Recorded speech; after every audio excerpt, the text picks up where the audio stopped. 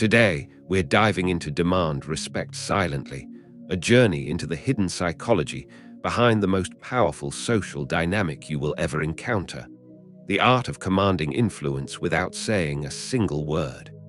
Most of us have been taught that to be seen, we must perform. To be heard, we must make noise. But the most respected people in any room aren't the ones fighting for the spotlight. They are the ones who have stopped performing entirely.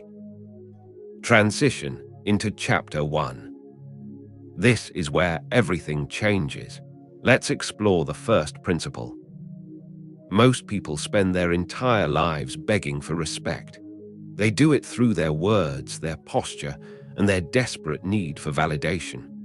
They over-explain their actions, apologize for things that aren't their fault, and bend their boundaries until they snap, all in the hope that someone, anyone, will finally treat them with the weight they think they deserve. But there is a fundamental flaw in this approach. Respect is not a currency you can earn by trading your dignity. It is not a prize given to those who are the loudest, the kindest, or the most available. Respect is a byproduct of presence. It is the natural reaction people have when they encounter someone who is fundamentally unbothered by their opinion. Think about the people you respect the most in your own life. Are they the ones who are constantly trying to impress you? Are they the ones who get angry when you disagree with them? Or are they the ones who seem to exist on a slightly different frequency? They don't need you to agree with them to feel secure. They don't need to dominate the conversation to feel heard. They simply are. And because they don't demand anything, you find yourself wanting to give them everything. This is the central paradox of human social dynamics. The moment you actively seek respect, you signal that you don't have it. By asking for it, you place yourself in a position of need. And in the eyes of others, need is the opposite of power. If you are standing there waiting for someone to recognize your value, you are essentially telling them that your value is something they have the authority to grant or withhold. True respect begins the moment you reclaim that authority. It starts with the silent realization that you do not need an audience. Most of us live our lives as if we are on a stage. We filter our words based on who is listening. We adjust our behavior based on who is watching. We play roles we think will make us more palatable, more impressive, or more liked. But when you play a role, you are no longer a person, you are a performer. And people do not respect performers. They observe them, they judge them, they consume them. The people who command respect without saying a word have stopped performing. They aren't trying to sell you an image of themselves. They are simply anchored in their own reality. When you speak to them, you get the sense that they would be exactly the same person whether you were standing there or not. This creates a psychological vacuum. Because they aren't reaching out to grab your attention, you find yourself naturally leaning in to see what they are about. This is what it means to demand respect silently. It isn't about being cold or rude. Those are just different types of performances, the performance of the tough guy or the mysterious loner. If you have to try to be intimidating, you've already lost. If you have to try to be mysterious, you are just hiding. Real silent power is about total emotional transparency mixed with an absolute refusal to be swayed by external pressure. It is the ability to hear an insult and not take it personally, not because you don't understand the insult, but because the insult simply doesn't change your internal state. When you can receive aggression and return it with nothing but a calm, steady gaze, you shift the power dynamic instantly. The other person realizes that their tools of influence, their anger, their judgment, their need to dominate, are completely ineffective against you. This is unnerving, it is unsettling, and more than anything else, it forces them to respect you. When you refuse to react to someone's attempt to diminish you, you aren't just ignoring them. You are effectively holding up a mirror. Most people go through life projecting their insecurities onto others. They criticize you because they are afraid of their own perceived inadequacies. They belittle you because they need to feel bigger. When you stand still, remain calm, and don't give them the emotional reaction they are fishing for, they are forced to confront their own behavior. They begin to wonder why you aren't bothered. They start to question if they missed something. Does this person not care what I think? Are they so confident that my opinion doesn't register? That shift in their mind, from them judging you to them wondering about you, is where the balance of power pivots. This is the hidden mechanics of social hierarchy. We are hardwired to look up to those who seem less affected by the environment than we are. In a high-stress situation, who do people turn to? They turn to the person who isn't panicking. In a social conflict, who gets the final word? Usually, it's the person who didn't feel the need to raise their voice. When you maintain your internal equilibrium, you become an anchor. People naturally gravitate toward anchors because they feel safe, stable, and undeniably real. But this requires a level of self-mastery that most people are unwilling to develop. It requires you to stop being a slave to your own ego. Every time you feel the urge to correct someone, to prove them wrong, or to defend your honor, that is your ego demanding to be validated. Your ego is a fragile thing. It thrives on attention, praise, and the perception of status. The moment you start ignoring the ego's need to be right, you become incredibly difficult to rattle. Consider the classic trap of the justification cycle. Someone questions your decision, or perhaps they make a snide comment about your work. Your natural instinct is to immediately defend yourself. You start listing reasons, providing data, or explaining your thought process. You are trying to bridge the gap between their misunderstanding and your reality. But look at what you've actually done. You've granted them the power to put you on trial. You've accepted their premise that you owe them an explanation. The person who commands silent respect doesn't defend. They don't justify. If someone challenges them, they might simply acknowledge the point with a nod or a brief, neutral response. They don't feel the need to win the argument because they aren't playing the game. To win an argument, you have to be in the argument. By refusing to enter the ring, you remain the judge, not the contestant. This isn't about being arrogant. Arrogance is a defensive mechanism, just like insecurity. An arrogant person is just as desperate for your approval as an insecure one. They just express it by trying to make you feel small so they can feel tall. True silent respect is quiet. It is humble. It is rooted in the simple, unshakable knowledge of who you are and what you are doing.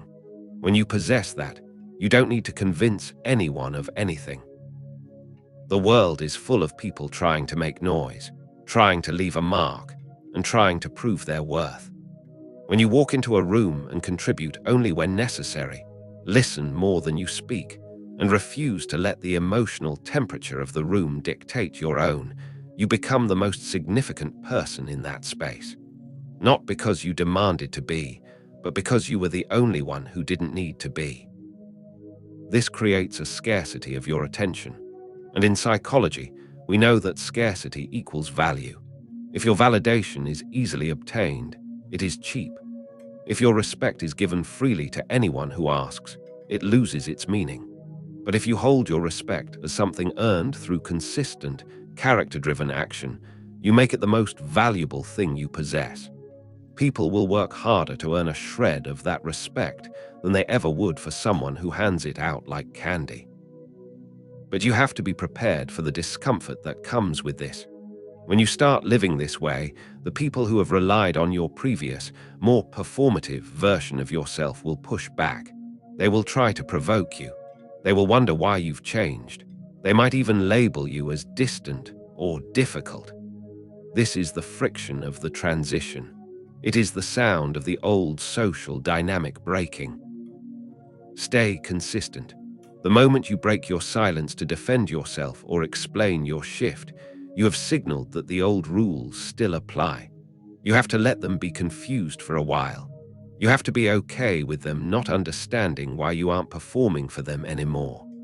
Because on the other side of that silence, you will find something far more powerful than respect. You will find genuine, unwavering autonomy. There is a subtle trap that many people fall into when they first decide to stop performing for others. They mistakenly believe that being silent means being a void. They assume that if they stop explaining and stop justifying, they should also stop interacting altogether. They become stiff, awkward, and overly guarded. This is not the command of respect. This is the avoidance of conflict. Respect is not built by hiding. It is built by being present while remaining unattached to the outcome of that presence. Think of a high-stakes negotiation.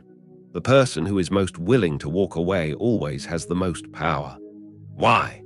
Because they have detached themselves from the outcome. If the deal happens, great. If it doesn't, they are still fine. This is the exact same energy you must bring into your personal and professional relationships. When you interact with someone, you should do so with a sense of detached engagement. You are present, you are listening, you are thoughtful in your responses, but you are not needing them to like you, agree with you, or respect you. That subtle internal shift changes everything about your body language. You stop fidgeting. Your eye contact becomes steady, not because you're trying to stare someone down, but because you aren't afraid of what they might see. Your voice loses that slight upward inflection at the end of sentences, the one that asks, "Is that okay?" Or "Do you understand me?" And instead, it carries the weight of a statement of fact. When you speak like this, people stop listening to what you are saying and start focusing on who is saying it. They begin to sense that your words are not meant to persuade them, but to inform them. That is the hallmark of a leader. Another critical component of commanding respect silently is the way you handle mistakes, your own and those of others. The average person is terrified of being wrong. They will spin, deflect, blame, or lie just to avoid admitting a simple error. This is a massive drain on your social capital. When you are caught in a lie or a deflection, you lose respect immediately. It tells people that your ego is more important than the truth. The person who commands respect is the one who can look at a mistake, acknowledge it with a brief, calm, "You're right, I missed that," and then move on. No drama, no excessive self-flagellation, no long-winded excuses. That simplicity is devastatingly powerful. It shows that you are so secure in your competence that a single error cannot threaten your foundation. People respect that kind of honesty because it is so incredibly rare. Conversely, look at how you handle the mistakes of others. If someone you work with or live with fails, the instinct is often to point it out, to critique, or to act superior. We do this to boost our own status by highlighting their lack of it. But if you want to command the highest level of respect, you should actually do the opposite. When you see someone make a mistake, don't rub it in. Don't make a show of your superior knowledge. If they are embarrassed, ignore the embarrassment. Treat the mistake as a minor, solvable problem, not a character flaw. When you give people the grace to be imperfect, they will not only respect you, but they will also feel a deep sense of loyalty to you. They will realize that you are a safe person to be around, and that is a rare and valuable thing. This brings us to the concept of social stamina. Respect is not earned in a single, heroic moment. It is earned through the grueling, boring work of consistency. If you act calm today but lose your temper tomorrow, you are just a person with a volatile mood. If you hold your boundaries today but fold under pressure next week, you are just a person who is easily pushed. The people who are respected are the ones who are predictable in their principles. You know where they stand. They don't switch their values to match the group they're in. They don't abandon their mission because things got difficult. They possess a quiet, rhythmic consistency that people eventually stop questioning and start relying on. When you become predictable in your strength, you create a psychological safety net for the people around you. They stop trying to test you because they already know what to expect. They stop trying to manipulate you because they have learned that the tactics that work on everyone else simply bounce off you. And in that environment, respect is the only natural result. You are building an identity that doesn't require outside input to exist. This is the most difficult stage of the process because it is lonely at first. You will lose the people who were only interested in using you, the ones who fed off your need for approval. Let them go. They were never going to respect you anyway. They only respected the role you were playing for them. By removing the actor, you clear the stage for something much more meaningful. You might be wondering, if I stop reacting, if I stop explaining, and if I stop seeking validation, won't people think I'm cold or arrogant? Won't I lose my connections? This is the fear that keeps most people locked in a cycle of social mediocrity. They mistake being liked for being respected, and they are terrified that if they stop playing the part of the pleaser, they will be left entirely alone. But here is the psychological reality. You won't be alone. You will simply be surrounded by a different caliber of people. When you emit the energy of someone who is self-contained, you naturally repel those who are looking for a victim or a sounding board, and you naturally attract those who are looking for a peer. Think about the dynamics of a healthy relationship. It isn't built on one person performing and the other person applauding. It is built on two people who are grounded in their own identities, coming together because they admire the strength in each other. That admiration is the purest form of respect.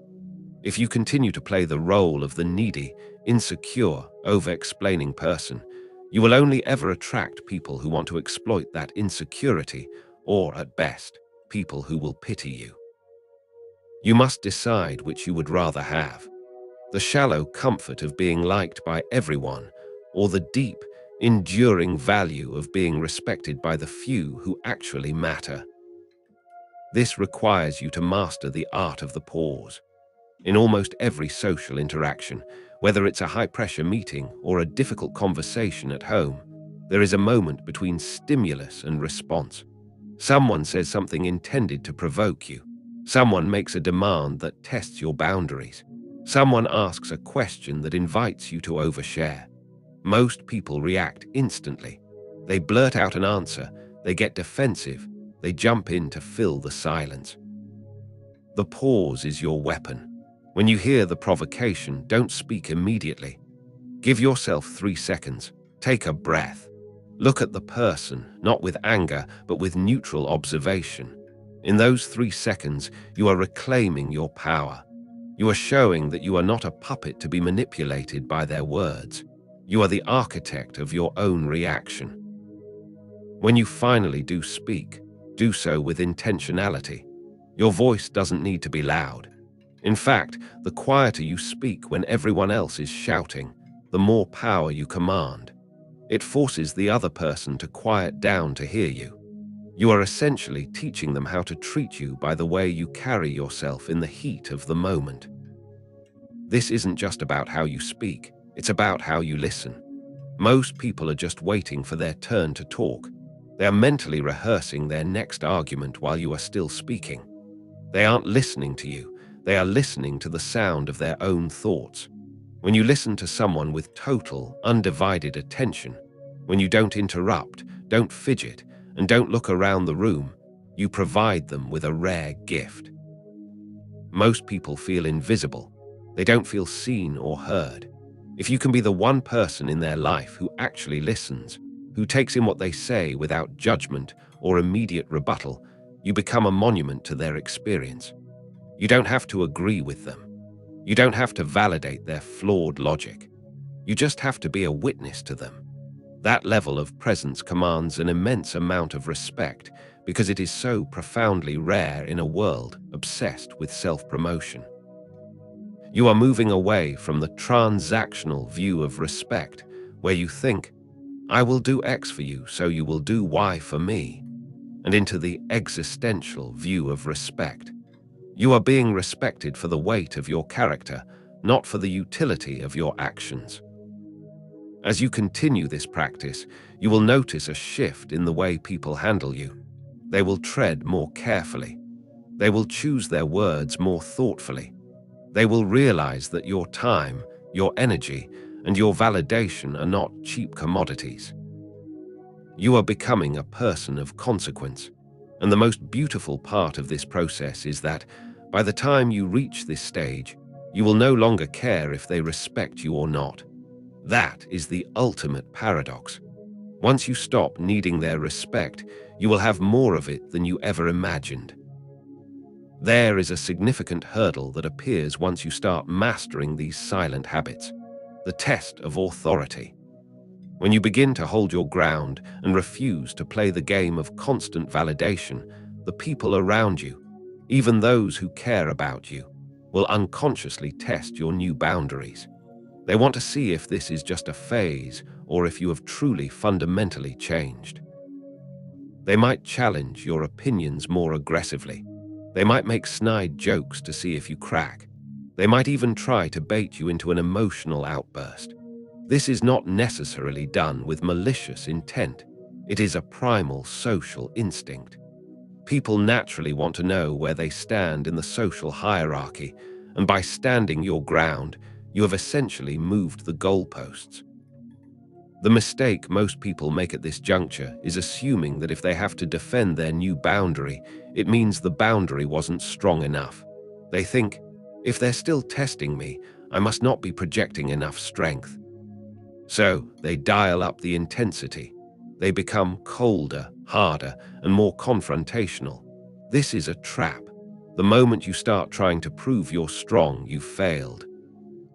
The correct way to handle these tests is with unbothered consistency. When someone pushes your boundaries, don't view it as a personal attack. View it as a predictable response to your new social posture. If someone makes a snide joke, you don't need to get angry or try to win the verbal sparring match. You can simply look at them, pause, and offer a light, neutral, "That's an interesting thing to say," before continuing with what you were doing. By not taking the bait, you are effectively telling them, "I hear you, and I am not affected."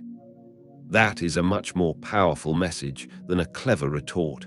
A comeback is just another way of entering the ring. A calm, dismissive acknowledgement is a way of showing you have better places to be. This level of emotional independence also changes your relationship with failure. When you are a pleaser, failure is a public humiliation. You worry about what others will think, how your status will drop, and who will look down on you. But when you are anchored in your own self-respect, failure is just data. If you make a poor decision, you don't need to hide it or blame someone else. You own it, you learn from it, and you adjust. Because you aren't basing your worth on being perceived as perfect, you don't lose anything when you're proven wrong. This makes you fearless. And fearlessness is perhaps the most magnetic quality a person can possess. People are drawn to those who are not afraid of the consequences of being real. We must also talk about the space of solitude. You cannot command respect from others if you cannot command it from yourself when you are alone. If you are constantly drowning out your own thoughts with noise, social media, or the opinions of others, you will never develop the internal gravity that commands respect. You need to spend time in silence. You need to develop the ability to sit with your own thoughts without needing to escape them. This is where you refine your values. This is where you decide what you are willing to stand for, what you are willing to ignore, and what you are willing to walk away from. When you spend time in deep, intentional solitude, you return to the world with a different energy. You aren't hungry for social interaction. You are choosing to participate in it. People can smell the difference between someone who is hungry for attention and someone who is choosing to be present. The former is viewed as a resource to be used. The latter is viewed as a sovereign being to be respected. This brings us to the core of why this works. Human beings are, at our core, observational creatures. We look for signals of strength, stability, and intelligence to decide who to follow, who to work with, and who to trust. By choosing to demand respect silently, you are emitting a constant, high-frequency signal of all three. You are telling the world that you are the final authority on your own value. And once you declare that, the rest of the world eventually catches up and agrees with you. You aren't changing the world, and you aren't changing the people in it. You are simply changing the frame through which you view your own existence. And in that frame, you are no longer a subject waiting for recognition. You are the architect of your own presence. As you begin to embody this silence, you will notice something peculiar. People will start to offer you information they wouldn't normally share. Because you aren't broadcasting your own drama, and because you aren't eager to judge theirs, you become a safe harbor for the truth.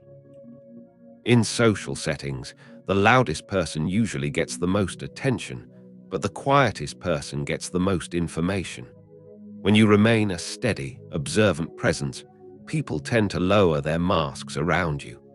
They start to reveal their true motivations, their hidden insecurities, and their actual goals. They talk to you as if they are talking to a mirror because you aren't reflecting back judgment or competition. This is a massive strategic advantage. Respect is often built on the perception of insight. When people feel you understand them, even when they haven't explicitly said everything, they start to view you as having a higher level of awareness than the average person. They assume you are reading them, which, in a way, you are. However, you must be careful. This is where many people trip. They start to use this information to manipulate, to game the system, or to hold leverage over others. That is a mistake. The moment you use your insight to manipulate, you move from being a leader to being a predator. Predators are feared, yes, but they are rarely respected in the long term. Fear is a temporary state that requires constant maintenance. Respect, on the other hand, is a self-sustaining asset. If you want to maintain long-term respect, your integrity must be as rigid as your silence. If you are quiet, observant, and insightful, but people also know that you are honest and fair, you become an immovable object in their lives. They will come to you for advice. They will value your opinion above everyone else's, precisely because they know you aren't offering it to gain an advantage. You are offering it because it is the truth as you see it. This integrity creates a reputation of weight.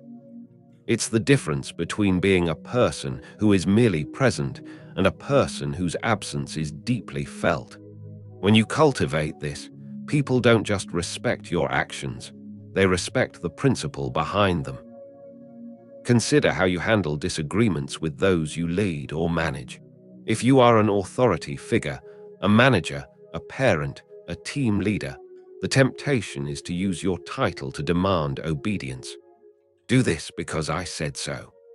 That is the weakest form of authority. It is fragile, it is brittle, and it is the first thing to shatter when you are no longer in the room. True authority is influence without coercion. It is the ability to guide others so effectively that they feel the decision was theirs to make. When you don't need to force your will on people, they stop resisting you. They start aligning with you.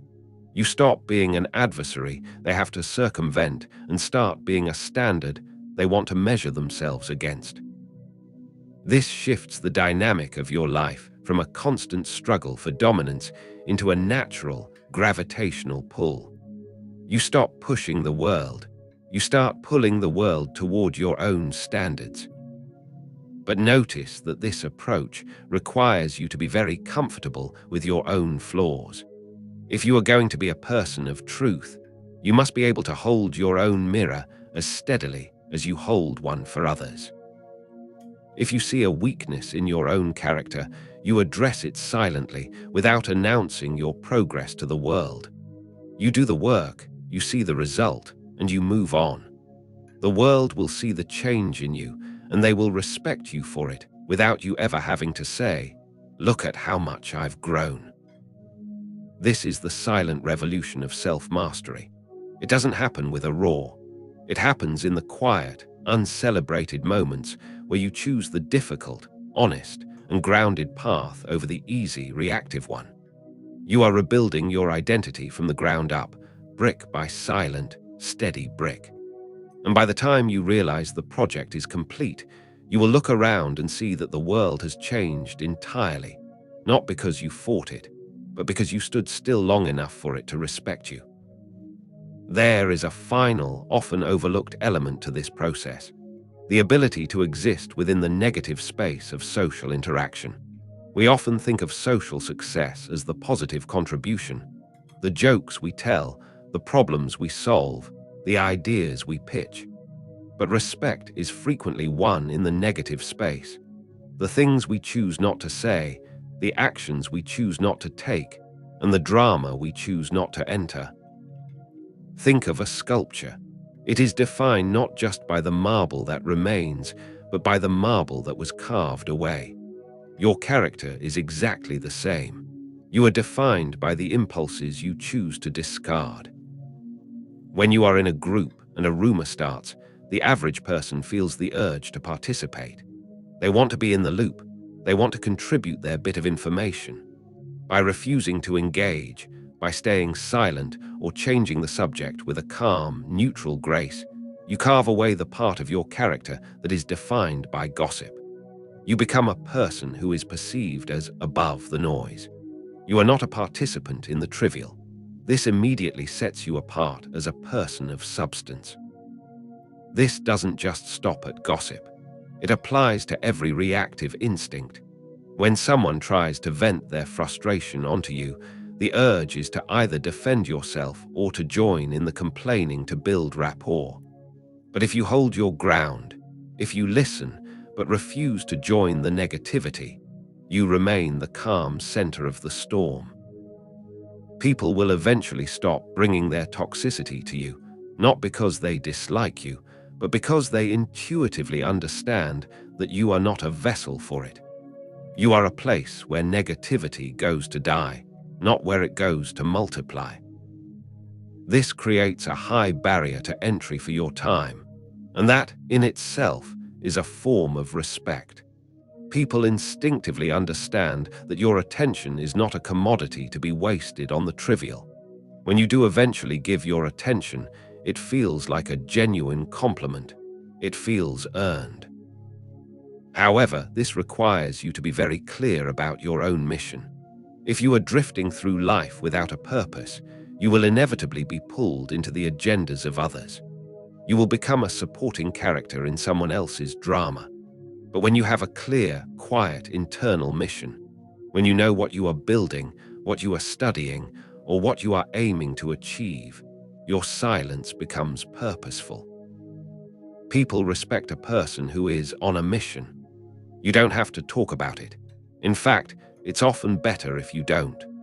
The mystery of what you are working on, combined with the focus you display, is more compelling than any announcement. They can see the result of your discipline in the way you carry yourself. They see you consistently moving in a direction, unswayed by the distractions that consume everyone else. This creates an aura of inevitability. People start to believe that you are going to accomplish your goals because they see that you are not distracted by the things that distract them. They start to defer to your opinion because they see that your decisions are driven by a deeper logic than theirs. They stop treating you as a peer they can push around and start treating you as a force they need to account for. This is the ultimate form of influence. It is not done through persuasion, but through demonstration. You aren't telling them you're a person of value. You are living in a way that makes it impossible for them to conclude anything else. You are no longer asking for a seat at the table. You have built your own table, and now you are finding that others are waiting for an invitation to join you. This is the shift from seeking to being. And it is the most liberating experience a person can have. You have stripped away the need for validation. You have discarded the burden of performance, and you have replaced them with the quiet, heavy weight of self-respect. The world will continue to be noisy. People will continue to demand attention, validation, and reaction. But you will be different.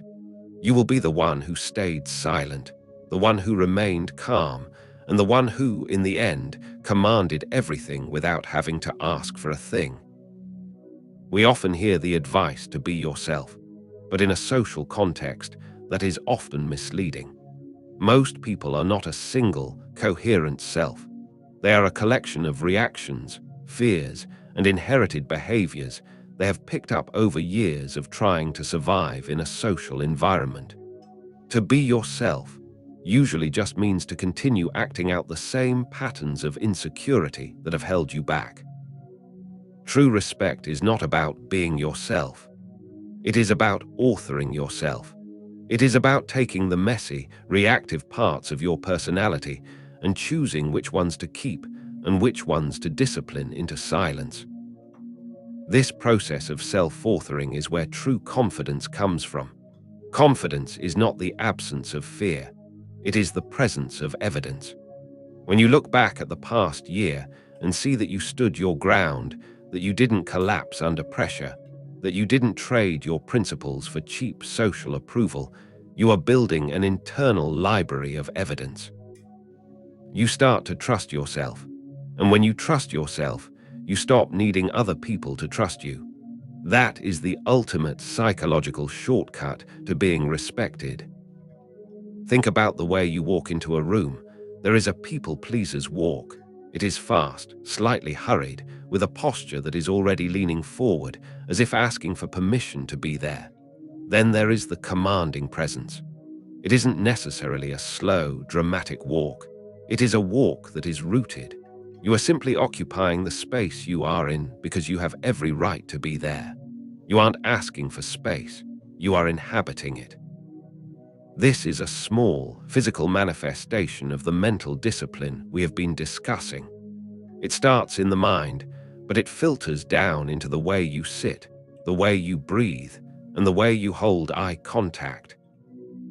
As you continue this journey, you will find that the people who previously looked down on you will start to look up to you.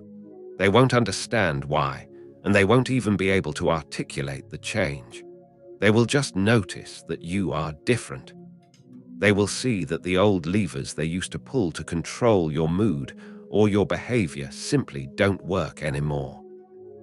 Some of them will resent this. They will miss the version of you that was easy to manage, easy to predict, and easy to dismiss. They will try to pull you back into the old dynamic. This is the final test of your resolve. When you feel the pull, the desire to return to the comfort of being the easy version of yourself, remember that the cost of that comfort was your own dignity. You have to be willing to be disliked. If you want to be respected by everyone, you are doomed to be respected by no one. Respect requires a boundary, and a boundary, by definition, excludes those who are unwilling to respect it.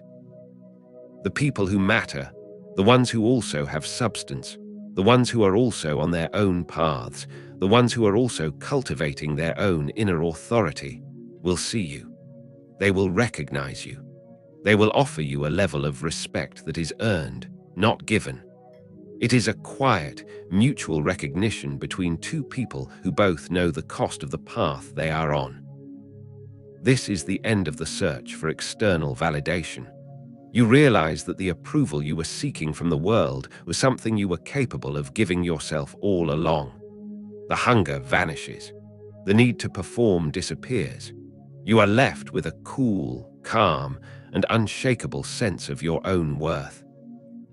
And in that space, you don't have to demand respect. You simply command it by existing. You have become the mirror that others now look into to see if they are living up to the standard you have set. There is a final, vital realization that occurs when you stop chasing respect. You realize that the world is not a courtroom. We spend so much of our lives acting as if we are constantly on trial. We believe that if we make a mistake, if we express an unpopular opinion, or if we fail to meet someone's expectations, a verdict will be passed against us, and we will be found guilty of not being good enough. We live in fear of the imaginary judge. But the truth is, the courtroom is empty. Most people are far too busy dealing with their own internal dramas, their own failures, and their own insecurities to pay much attention to yours. They are the protagonists of their own movies, and you are, at best, a background character in their narrative. Once you internalize this, the pressure to maintain a perfect, respectable facade evaporates. This is the ultimate freedom. When you realize that the audience isn't watching as closely as you think they are, you stop being afraid of their judgment. And when you stop being afraid of their judgment, you stop performing. Think about the most respected figures in history, or even the most influential people you know personally. Do they seem like they are worried about whether or not they are being judged? Do they seem like they are walking on eggshells, trying not to offend anyone or make a mistake? No, they seem like they are entirely focused on what they are doing. They are in the flow of their own lives. This focus is the secret ingredient to being respected. When you are deeply, authentically engaged in something, your work, your craft, your own personal evolution, you become indifferent to the petty social games around you. People can sense this indifference. It isn't a mask. It is a fundamental shift in your orientation. You are not facing them, you are facing your goals. When you are facing your goals, you are automatically commanding respect, because you are exhibiting the most scarce trait in the modern world: focus. So, how do you sustain this? How do you keep from slipping back into the old habit of performing? You must adopt a practice of daily recalibration. Every morning, or perhaps in the quiet moments of your commute or your evening routine, you must recenter yourself. You must ask, am I doing this because it is what I believe in, or because I want someone else to see me doing it? If you catch yourself doing something for the sake of an audience, you must have the courage to stop. You must be willing to put down the prop, step off the stage, and return to your own reality. It will feel awkward at first. You will feel a phantom desire for the applause you aren't getting. But that desire is just a ghost of your old self. Let it fade. As you go about your day, pay attention to the silent signals you are sending. If someone talks over you, do you feel the need to raise your voice to reclaim your turn? Or do you simply pause, wait for them to finish, and continue exactly where you left off, as if they hadn't interrupted? The latter is a statement of power. It says, "You cannot change my rhythm." If someone tries to pull you into an argument, do you feel the spike of adrenaline that urges you to win? Or do you feel the calm, cool detachment of someone who knows that the argument is a distraction? The latter is a statement of purpose. It says, "I have better things to do." These are not grand, cinematic gestures. They are the small, quiet, persistent choices that define the trajectory of your character. They are the building blocks of a life that is respected, not because you demanded it, but because you lived in such a way that it became the only possible outcome. You have now reached a point where you are no longer a participant in the social game of who is worth more. You have exited the game entirely. And in doing so, you have found the only thing that actually matters: the quiet, steady, unwavering respect you have for yourself. And once you have that, nothing else can ever touch you. We have reached the conclusion of this exploration, but in reality, your work is only just beginning. The concepts we have covered, the silence, the detachment, the refusal to perform, the internal anchor, are not techniques to be practiced for a week and then forgotten. They are the foundation of a new way of existing. You have seen that the path to being respected does not lie in how you talk, but in how you listen. It does not lie in how you boast, but in how you contribute. It does not lie in your ability to win arguments, but in your ability to remain unbothered by them. The most profound truth you can take away from this is that you are already enough. You do not need to prove your value to the world, because your value is not a variable that changes based on how many people approve of you. It is a constant. By acting as if you need permission, you have been hiding that constant from yourself and from everyone else. As you move forward, remember the rule of the unseen. The most powerful aspects of your life, your discipline, your reflection, your integrity, happen in the dark, away from the eyes of others. It is in those unseen moments that you are actually forging the steel of your character. When you eventually step into the light, you won't have to announce your strength. People will feel it the moment you enter the room. They will sense the weight of your silence. They will feel the stability of your boundaries. They will notice that your attention is not something to be trifled with. And they will, quite naturally, give you the respect that you stopped asking for, because they will finally be forced to acknowledge that you no longer need them to give it to you. This is the ultimate irony of human psychology. We are drawn to the people who don't need us. We are repelled by those who do. By releasing your need for validation, you have become the most magnetic person in the room. You are no longer a satellite orbiting someone else's gravity. You have become your own center. So walk out into the world with this new perspective. Don't be loud. Don't be desperate. Don't be performative. Be calm, be observant, and be entirely, unapologetically yourself. When you encounter disrespect, don't react. Observe it, understand it, and let it pass through you like air. When you encounter pressure, don't break. Stand still and let the pressure dissipate. You don't need to change who you are to be respected. You simply need to stop apologizing for it. You need to stop making your worth a topic of discussion. You need to live your life with the quiet, unshakable confidence of someone who knows exactly who they are and is perfectly content to let the world find out at its own pace. The documentary of your life is being written every single day through your actions, not your words. You are the protagonist, the director, and the audience. And now you are finally the person in charge. You have all the tools you need. The silence is yours to use. The calm is yours to hold. And the respect, it is yours to keep. You never had to ask for it. You only had to stop giving it away. Stay quiet. Stay observant. Stay anchored. The world will eventually learn your name, not because you screamed it, but because your presence made it impossible to ignore.